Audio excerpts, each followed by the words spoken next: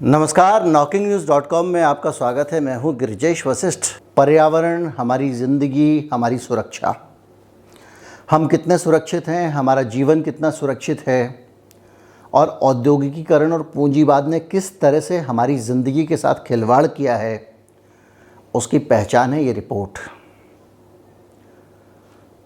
इस देश के ज़्यादातर लोग, इस दुनिया के ज़्यादातर लोग वो खुद नहीं जानते कि उनके खून में क्या क्या बह रहा है, उनके खून में क्या है और वो उनके खून में जो घोला गया है वो किस तरह से उनकी सेहत को नुकसान पहुंचा सकता है।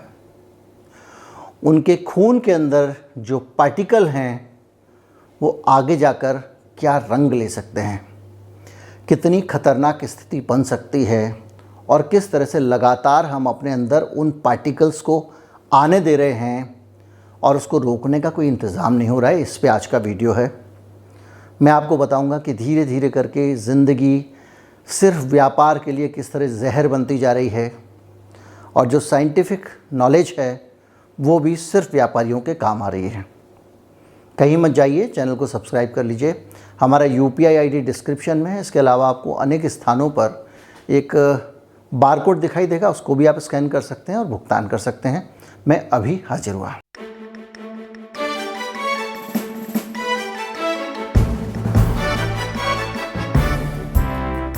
हाल में वैज्ञानिकों ने एक रिसर्च किया है जिसमें पता चला कि लोगों के खून के अंदर प्लास्टिक के बारीक बारीक कण पाए गए हैं।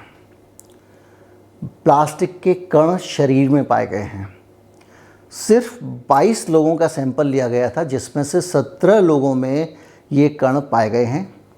ये कई तरह के कण हैं, जैसे पॉलीथीन के कण हैं, इसके अलावा ये जो पानी की बोतल आप पीते हैं उसके कण हैं और 22 सेक्टर मतलब 77% के करीब ये गणित आ रहा है और ये सारे के सारे पाए गए हैं और ये उन्होंने बाकायदा इसको छान के अलग किया है।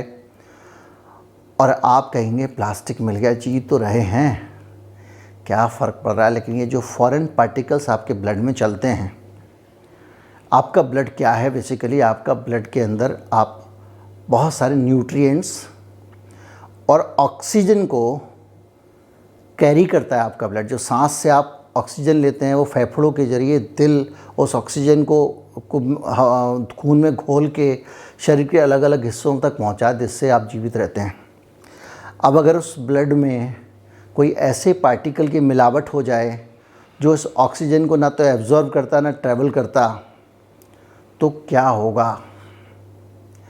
ये पार्टिकल धीरे धीरे करके आपके किडनी में भी जम सकते हैं और उससे जो नुकसान होगा तो क्या होगा। इस तरह के पार्टिकल्स के ज़रिए आपके शरीर की क्षमताएं लगातार कम हो रही हैं। ये एक बड़ा मसला है और ये खबर आई है इसलिए मैंने इस खबर को शेयर किया है। लेकिन ये प्लास्टिक के पार्टिकल आते कहाँ से, इसको लेकर एक बहस खड़ी हो गई है। लोगों का कहना है कि पूंजीवादी दौर में और व्यापार के लिए हर चीज़ में प्लास्टिक का इस्तेमाल हो रहा है।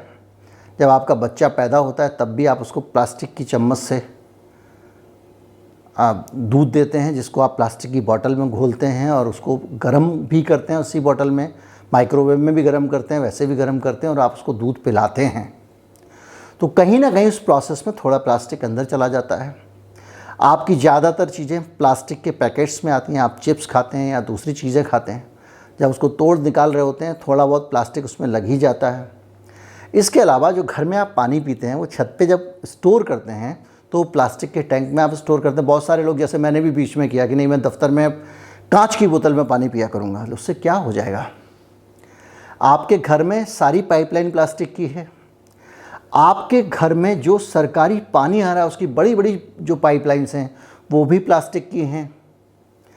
टंकी भी पानी की प्लास्टिक की है और जिस सिस्टम से आप पानी को क्लीन करते हैं वो भी प्लास्टिक का, सब जगह प्लास्टिक है और इसलिए आदमी के खून में प्लास्टिक निकल रहा है।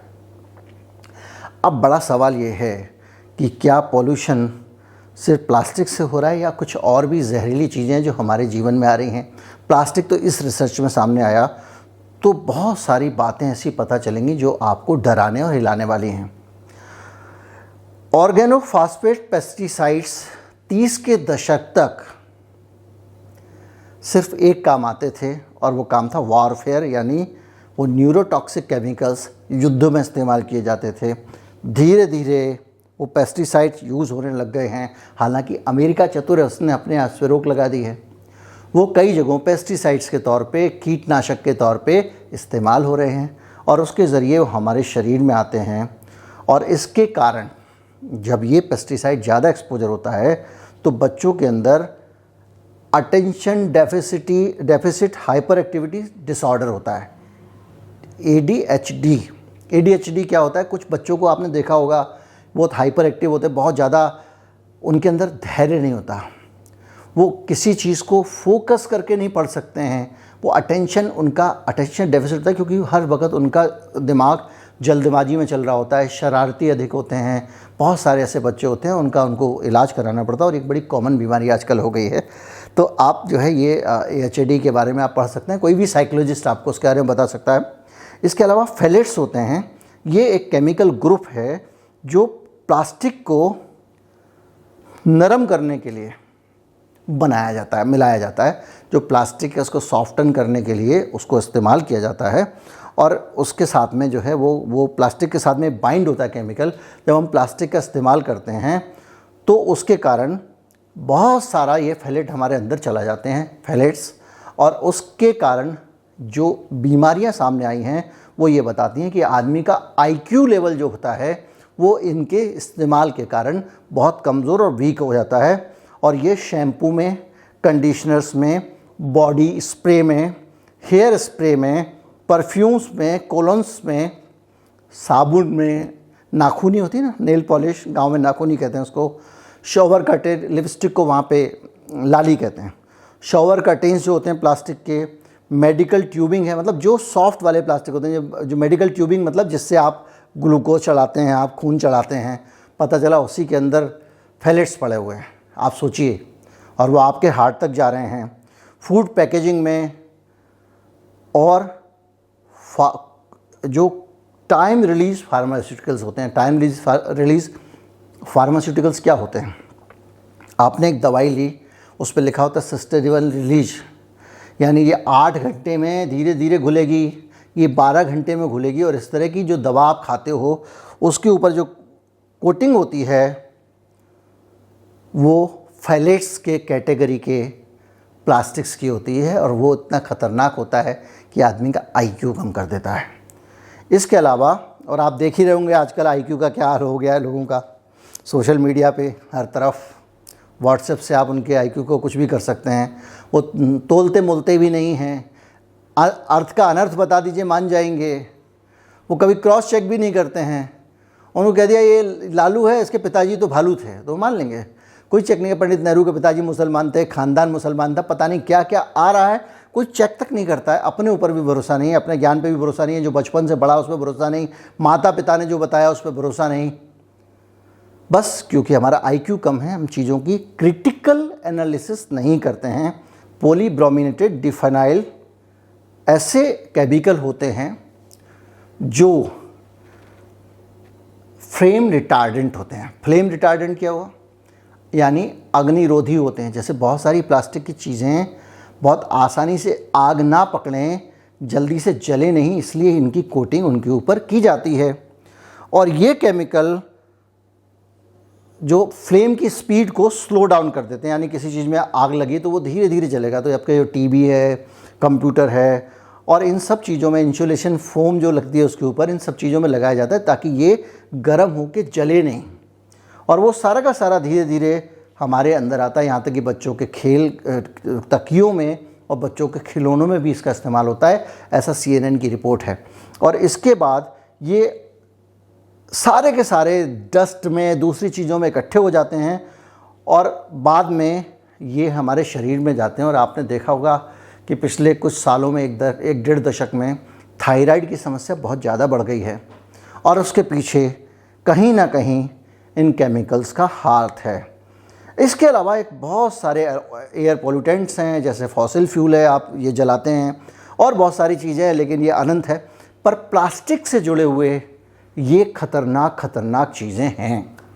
और खून में अगर प्लास्टिक मिलने लग जाए आदमी के, तो ये बहुत अलर्ट होने का समय है। और ये अलर्टनेस हर लेवल पे दिखनी चाहिए, जागरूकता दिखनी चाहिए, हमको इसके बारे में बात करनी चाहिए। एक मनोरंजन कहानी की तरह सुन के इसको टाल नहीं देना चाहिए। हमारी जिम्मेदारी है कि हम इसके बारे में बात करें, हमारी जिम्मेदारी है कि हम इस पर आवाज़ उठाएं, हम फोरम्स बनाएं, हम लिटिगेशंस डालें, रिट डालें, ताकि इस चीज़ों से हमारा बचाव हो सके। अगर अमेरिका में कोई केमिकल बंद हो सकता है तो भारत में बंद क्यों नहीं हो सकता? होना चाहिए। सिर्फ मुनाफे के लिए कुछ लोगों की ज़िंदगी से नहीं खेल सकते। उम्मीद करता हूँ वीडियो आपको अच्छा लगा होगा। अच्छा लगा हो तो ज़्यादा से ज़्यादा लोगों तक पहुँचाएँ, चैनल को सब्सक्राइब कर लें। नमस्कार, जय हिंद।